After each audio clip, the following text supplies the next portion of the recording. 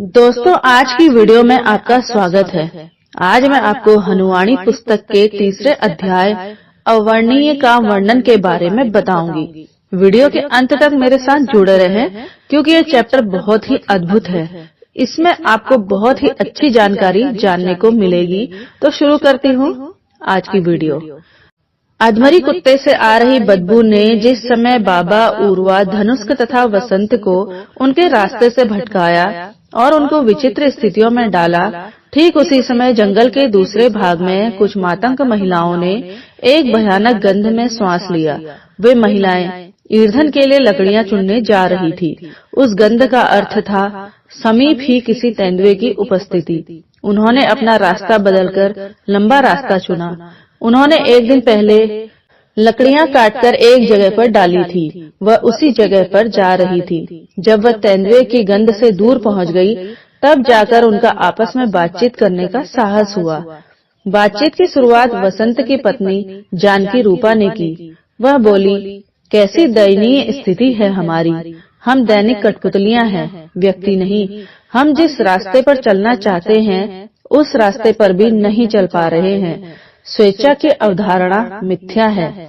कुछ अदृश्य एवं अज्ञात शक्तियां हमें नियंत्रित कर रही हैं। एक राज्य में जो मिथ्या है वह दूसरे राज्य में सत्य हो सकता है। एक छोटे कद की पतली मातंग कन्या बोली। उसका नाम उर्मी था। उसने आगे कहा, मैंने बाबा को अपनी स्वेच्छा शक्ति से असंभव कार्य करते हुए देखा है। हमारे समाज के वृद्धजन अपनी शक्तियां दिखाते नहीं हैं, परंतु जब आवश्यकता पड़ती है तो अपनी स्वेच्छा शक्ति का भरपूर प्रयोग करते हैं।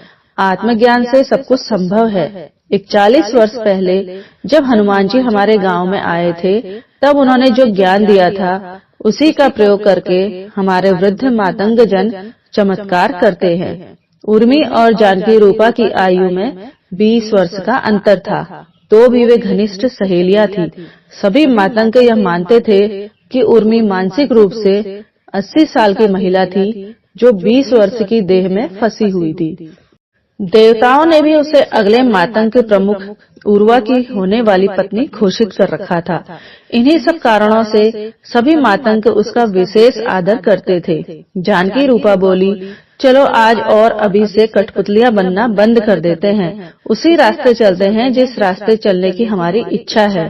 चलो उसी रास्ते चलते हैं जहाँ से तेंदुए की उपस्थिति की गंध आ रही है। उसके चेहरे की कृत्रिम मुस्कुराहट यह दिखा रही थी कि वह केवल उर्मी के चेहरे पर कुछ विशेष प्रतिक्रिया लाने के लिए यह सब बोल रही थी। वह नियमों के विरुद्ध होगा। जैसा कि आप जानती हो, हम मातंग उस रास्ते पर कभी नहीं चलते हैं जिस रास्ते पर तेंदुए ने अपनी गंध छोड़ी हो।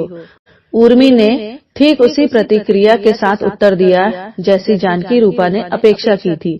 आगे भी उर्मी और जानकी रूपा में कई तरह की बातें हुई। दानव हमला, उर्मी चिल्लाई। लकड़ी इकट्ठा करते हुए लगभग आधा घंटा हो चुका था जब उसे अपनी बाहों में फड़फड़ाहट अनुभव हुई। पहले तो उसने सोचा कि उसे फड़फड़ाहट का भ्रम मात्र हुआ है, परंतु जब उसकी पूरी देह झटके खाने लगी तब उसने पूरी शक्ति से अपने समूह की दूसरी महिलाओं को पुकार लगाई जो इधर उधर लकड़ियां इकट्ठा करने के कार्यों में जुटी थी। जानकी रूपा और 4 अन्य महिलाएं उसको संभालने के लिए उसके पास आई और घटना स्थल का निरीक्षण किया।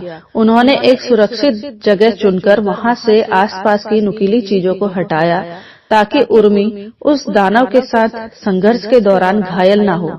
उस दानव को मिर्गी का दौरा भी कहा जा सकता है। उर्मी उससे पहली बार नहीं लड़ रही थी। बचपन से ही वह भयानक अनुभव उसके जीवन का एक नियमित भाग बन गया था। इस दृश्य को अनजान पुरुष भी देख रहे थे जो वहां से कुछ दूर स्थित एक पेड़ के नीचे छिपे हुए थे। वह दोनों उन 3 जनों में से थे जिनको बाबा ने कुछ समय पहले अपना क्रोधी रूप दिखाया था। जब दौरे पड़ने बंद हो गए तो उर्मी चैन से एक पेड़ के नीचे लेट गई। उसकी सहेलियां उसे छोड़कर अपने काम में लग गई। उसका तन व्यथित थका हुआ था, परंतु उसके मन में थे कुछ प्रश्न, कुछ विचार और देवताओं के प्रति कुछ शिकायतें। राक्षसों ने उसके तन के मांस और खून में ऐसा क्या स्वादिष्ट पा लिया था कि वह बार बार आकर दावतें करते थे और देवताओं ने उसमें ऐसी क्या कमी ढूंढ ली थी कि वह उसे राक्षसों से बचाने के लिए नहीं आते थे। जहाँ तक उसे स्मरण था, उसने कभी एक चींटी को भी हानि नहीं पहुँचाई थी, तो उसे क्यों बार बार इस असहनीय पीड़ा को झेलना पड़ता था कि देवता उसकी रक्षा नहीं कर रहे थे। सच यह था कि स्वास्थ्य के जुड़वा देवता, जिन्हें अश्विन कहा जाता है, उस समय उसके पास उपस्थित थे और उसको स्वस्थ करने का हर संभव प्रयास कर रहे थे। दौरा पड़ने का पहला चिन्ह मिलते ही वे उसकी सहायता के लिए पहुंच गए थे। उन्होंने दौरा रोकने की हर संभव कोशिश की, परंतु हर बार की तरह इस बार भी असफल रहे। अश्विन देवों द्वारा किसी भी रोग का निवारण करने के लिए प्रयुक्त की जाने वाली पद्धति भी अपने आप में अनोखी है। यह पद्धति इस सिद्धांत पर आधारित है कि काल आकाश अनंत है। यदि काल आकाश के इस बिंदु पर कोई देह अस्वस्थ है, तो किसी दूसरे बिंदु पर वह देह स्वस्थ है। वह दो बिंदु अस्तित्व के दो समानांतर तलों पर भी हो सकते हैं।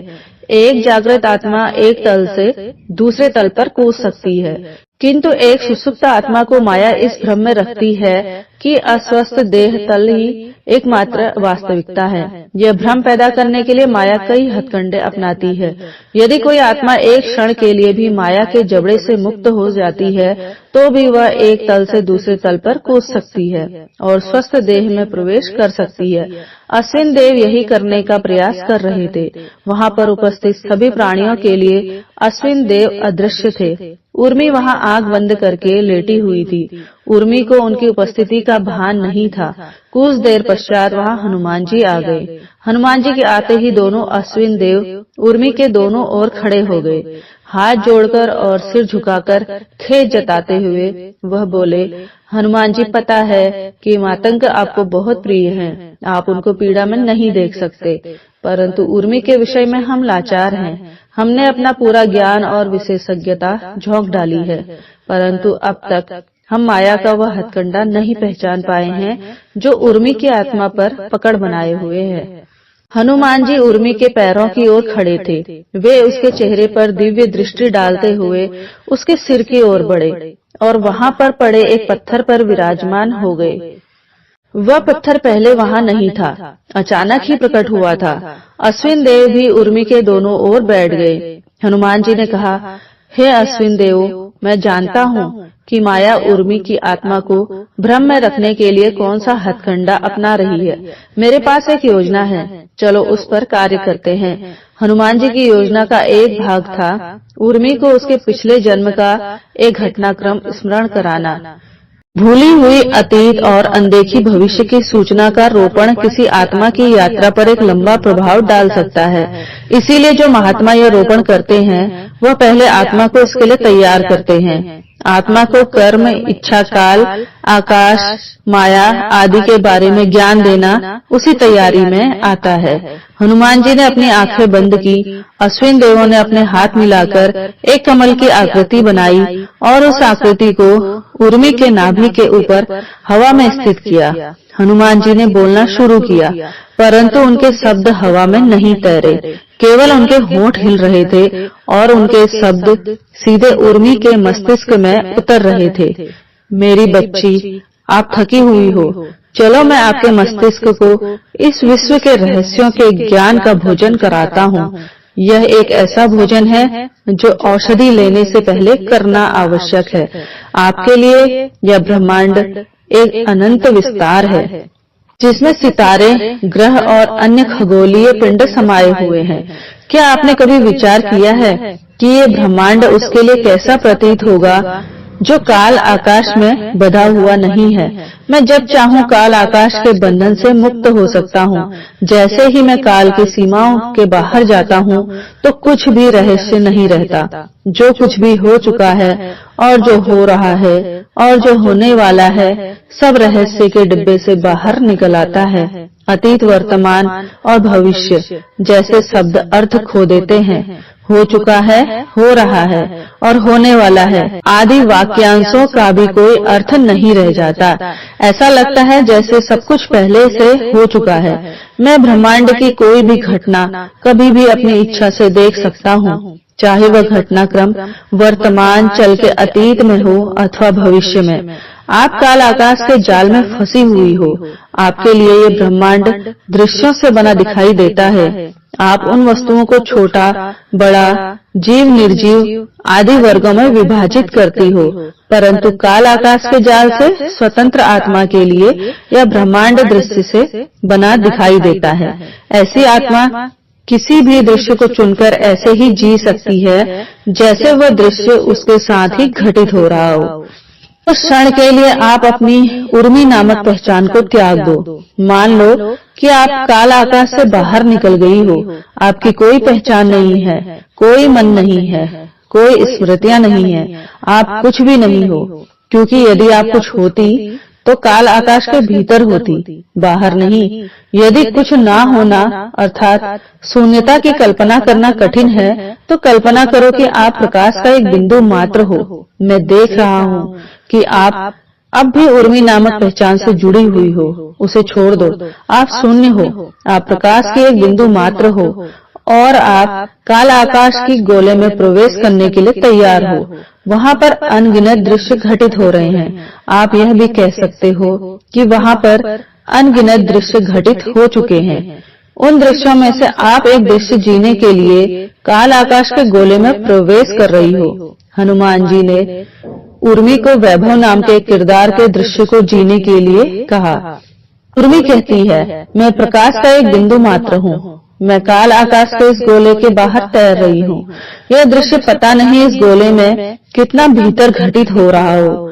वहाँ तक जाने के लिए कदाचित मुझे करोड़ों मील की दूरी तय करनी पड़ेगी, जिसमें कदाचित अरबों वर्षों का समय लगे। यदि आप शून्य सुरंग के रास्ते जाओगी तो आपको ना तो समय के धागों को छूना पड़ेगा और ना ही आकाश के द्रव को, अर्थात आप काल आकाश के इस गोले के किसी भी बिंदु पर बिना कोई समय लिए पहुंच सकती हो। हनुमान जी ने ऐसा कहा। उर्मी ने पूछा, यह कैसे संभव है देव? इस गोले में सुरंग कहाँ है? समय के धागों से बना यह खांचा आकाश के द्रव से पूरी तरह भरा हुआ है। मुझे तो इसमें कोई सुरंग नहीं दिखाई दे रही है। हनुमान जी ने कहा, हाँ, इसमें सुरंग है, अपितु सुरंगों की एक भूल भुलैया है। एक तार की कल्पना करो जो एक खूंटी से दूसरी खूंटी तक बंधा हुआ है। उसके ऊपर पानी डालोगे तो वह पानी से भीग जाएगा, परंतु यदि उसके ऊपर आप एक ऐसा द्रव डालो जिसे वह तार प्रतिरोध करता हो, वह द्रव्य तार को नहीं छू पाएगा।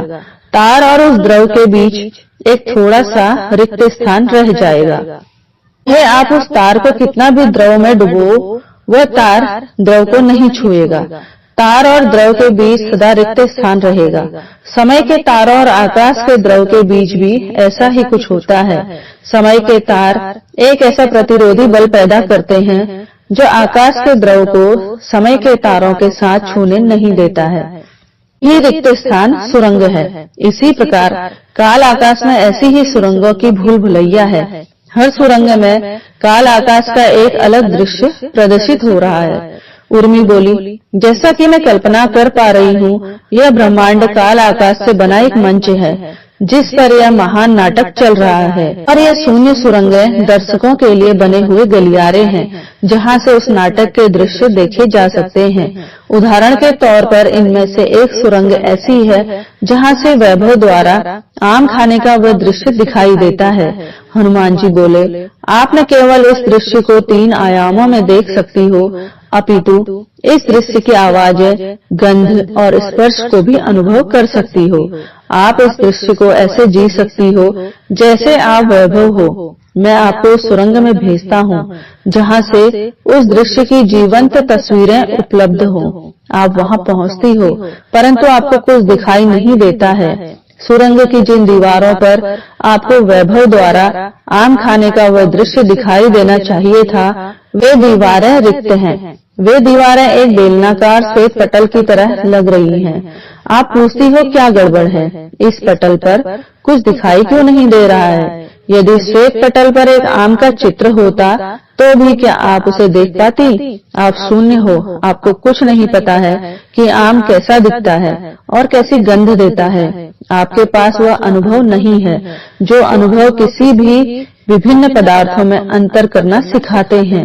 उन अनुभवों के बिना आप सजीव और निर्जीव, गतिमान और अगतिमान, छोटा और बड़ा, कोमल और कठोर, काला और श्वेत, अंधेरा और प्रकाश, गोल और चौकोर, वस्तु और अवस्तु आदि में भेद नहीं कर सकती। जो दृश्य आप जीना चाहती हो वह बिल्कुल आपके सामने घटित हो रहा है, परंतु आपके पास उस द्रव्य को जीने के लिए आवश्यक अनुभव नहीं है। उर्मी पूछती है, हे देव, जिन अनुभवों की आप बात कर रहे हैं उन अनुभवों को अर्जित करने के लिए वैभव नामक किरदार को पूरा जीवन लगा है। इसका अर्थ यह है कि इस एक दृश्य को जीने के लिए मुझे पहले वैभव के जीवन के सभी दृश्य जीने होंगे। इस जीवन को ही क्यों, कदाचित उसके पिछले जन्मों के दृश्य भी जीने होंगे। आगे हनुमान जी कहते हैं कि जब आप एक दृश्य को जीती हो तो आप एक अनुभव अर्जित करती हो। जब आप एक दृश्य को जीने की इच्छा रखती हो परंतु जी नहीं पाती हो, तब भी आप एक अनुभव अर्जित करती हो। अनुभव क्या है और वह कहाँ संग्रहित होता है? आप एक अनुभव की कल्पना एक प्रकाश की छोटी पोटली के रूप में कर सकती हो। हर प्रकाश की पोटली अपने आप में विशिष्ट है, क्योंकि उस पोटली के भीतर उस अनुभव की विशिष्ट सूचना भरी हुई है। तो भी हम प्रकाश की पोटलियों को दो वर्गों में विभाजित कर सकते हैं, लाल पोटलियां और हरी पोटलियां। जब आप एक दृश्य को जीती हो तो आप हरी पोटली अर्जित करती हो, जिसे कर्म कहते हैं। आप जब किसी दृश्य को जीने की इच्छा रखती हो तो आपको लाल रंग की पोटली प्राप्त होती है, जिसे इच्छा कहते हैं। जब इच्छा फलित हो जाती है तो कर्म में बदल जाती है, अर्थात लाल पोटली में बदल जाती है। हनुमान जी बताते हैं कि वैभव के जन्म के समय भी उसका एक विशिष्ट व्यक्तित्व था, एक विशिष्ट देह और एक विशिष्ट परिवार। वह सब कहाँ से आया? उसके पिछले जन्मों के अनुभवों से, उन कर्मों का इच्छाओं से जो उसने जन्म और मरण के चक्र में घूमते हुए अर्जित किए। वैभव द्वारा आम खाने का दृश्य साधारण दृश्य लगता है, परंतु इस दृश्य में सहस्त्रों वर्षों के दृश्यों से अर्जित अनुभव अर्थात कर्म और इच्छाएं समाहित हैं। उर्मी कहती है, हे देव, मैं भी तो यही कह रही हूँ। यह साधारण इच्छा जीने के लिए मुझे उसके वर्तमान जीवन और उसके पिछले जन्मों के अनगिनत दृश्यों से अनुभव इकट्ठा करने पड़ेंगे। उसकी आत्मा ने सहस्त्रों वर्षों से जो हरी और लाल रंग के प्रकाश की पोटलियां इकट्ठा की हैं, वह सब मुझे चाहिए इस दृश्य को जीने के लिए। हनुमान जी कहते हैं, दृश्य पहले ही घटित हो चुके हैं, अनुभव पहले ही किए जा चुके हैं। कर्म और इच्छाओं की प्रकाश की पोटलियां इस दृश्य को जीने के लिए आपको चाहिए। वे उस शून्य सुरंग में पहले से ही उपलब्ध हैं, जहाँ से यह दृश्य देखा और जिया जा सकता है। हाँ, जिस शून्य सुरंग में आप उस समय यह दृश्य जीने के लिए उपस्थित हो, उस शून्य सुरंग में उस दृश्य के लिए आवश्यक सभी कर्म और इच्छाओं की प्रकाश पोटलियां उपस्थित हैं। उर्मी पूछती है, तो मैं ये दृश्य क्यों नहीं जी पा रही हूँ देव? इस शून्य सुरंग की दीवारें खाली पटल जैसी क्यों हैं? हनुमान जी बोले, आप शून्य हो। इस दृश्य को जीने के लिए आपको कुछ बनना पड़ेगा, आपको एक पहचान धारण करनी पड़ेगी, आपको कर्म और इच्छाओं से बना एक परिधान पहनना पड़ेगा। परंतु कैसे देव? उर्मी पूछी। हनुमान जी बोले, इस सुरंग के बीचों बीच जो समय के तार लटक रहे हैं, उन पर सवार हो जाओ। इच्छा और कर्म की प्रकाश पोटलियां आपके ऊपर स्वतः जाकर लग जाएंगे। इस तरह आपको एक प्रकाश की देन प्राप्त होगी, जिसे लिंग कहा जाता है। लिंग की ज्योति जब इस सुरंग की दीवारों में पड़ेगी तो आपको वह दृश्य दिखेगा जिसे देखने के लिए आप इस सुरंग में आई हो। उर्मी बोली, केवल दिखेगा, एक दर्शक की तरह मैं दृश्य को जीना चाहती हूँ देव। विस्तार में बताने के बाद हनुमान जी संक्षेप में बताते हुए कहते हैं कि समय के तारों पर सवार होते ही आप शून्य नहीं रहोगी, आप वैभव की पहचान धारण कर लोगी। आप इस दृश्य को ऐसे जियोगी जैसे आप वैभव हो। जब ये दृश्य समाप्त होता है तो आपके पास विकल्प है कि या तो आप समय के तारों से नीचे उतरकर अपनी शून्य अवस्था में पुनः लौट सकती हो या तारों पर सवार होकर अगले दृश्य में प्रवेश कर सकती हो। कटु सत्य यह है कि समय के तारों पर चढ़ना सरल है परंतु उतरना कठिन है। हो सकता है कि आप एक दृश्य को जीने के लिए समय के तारों पर चढ़ो और करोड़ों दृश्य जीने के पश्चात उतर पाओ। समय के तारों पर चढ़ने और उतरने के बीच की आपकी यात्रा को आत्मा का नाम दिया जाएगा। चाहे आप कितने भी दृश्य जियो और कितना भी समय के तारों पर बिताओ, वह केवल एक आत्मा की यात्रा मानी जाएगी। आप दृश्य 5 को जीने के लिए समय के तारों पर चढ़ो और उतर न पाओ तो कदाचित वैभव के जीवन के सहस्त्रों दृश्यों को जीती रहोगी और उसके बाद भास्कर नामक किरदार के दृश्य को जियोगी और आगे ऐसे ही ये यात्रा चलती रहेगी जब तक आप समय के तारों से नहीं उतर जाती। आपकी गिनती केवल एक आत्मा के रूप में होगी।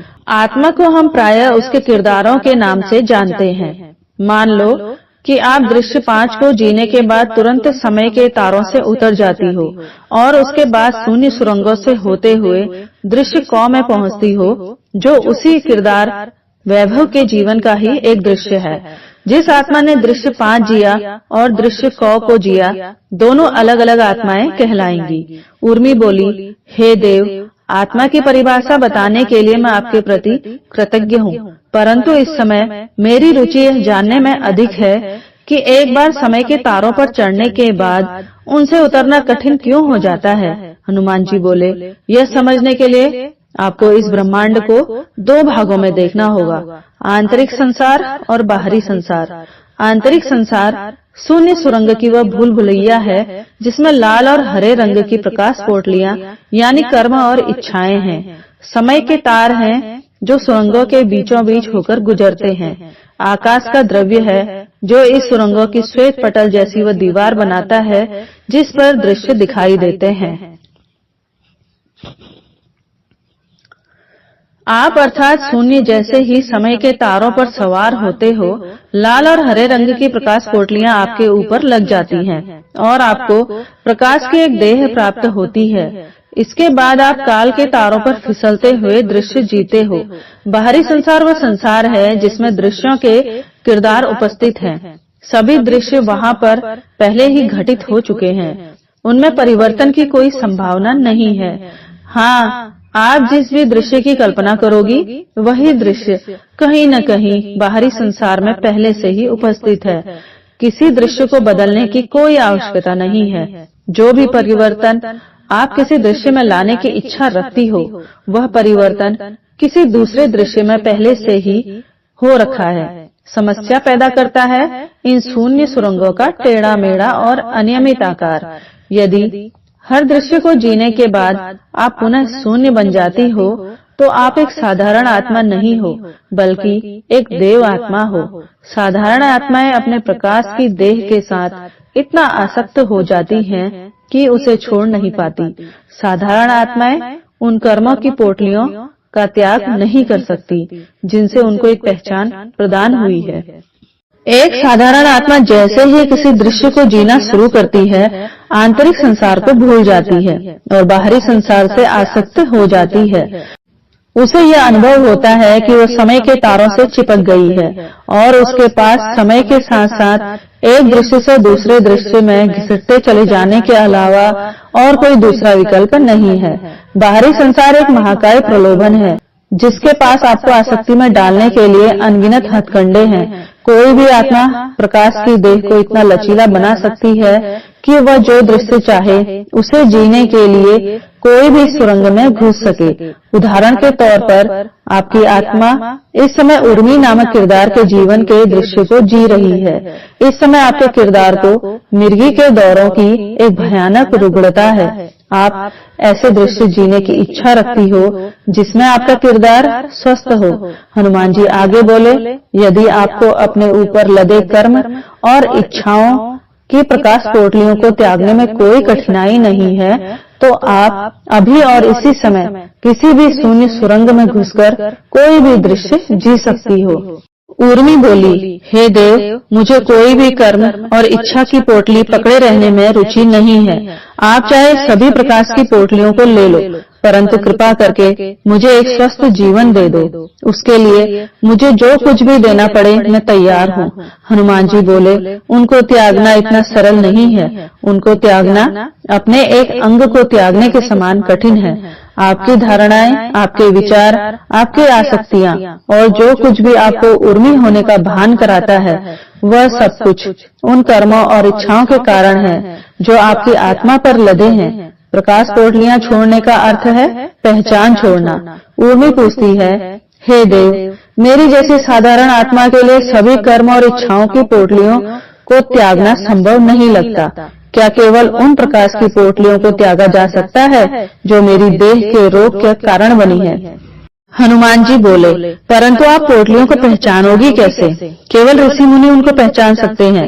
मुझे पता है कि कौन सी प्रकाश पोटलियां आपके रोग का कारण बन रही हैं। मैं शल्य चिकित्सा द्वारा उनको हटाने जा रहा हूँ। मैंने ये कर्म और इच्छा का ज्ञान इसलिए आपको दिया ताकि आप उन पोटलियों से अपनी पकड़ ढीली कर लो और मेरा शल्य चिकित्सा का काम सरल हो जाए। तो प्यारे मित्रों, यह अध्याय यहीं पर समाप्त होता है। इस अध्याय से आपको क्या ज्ञान मिला, कमेंट में जरूर बताइएगा। फिर मिलती हूँ आपसे अगले अध्याय के साथ। धन्यवाद।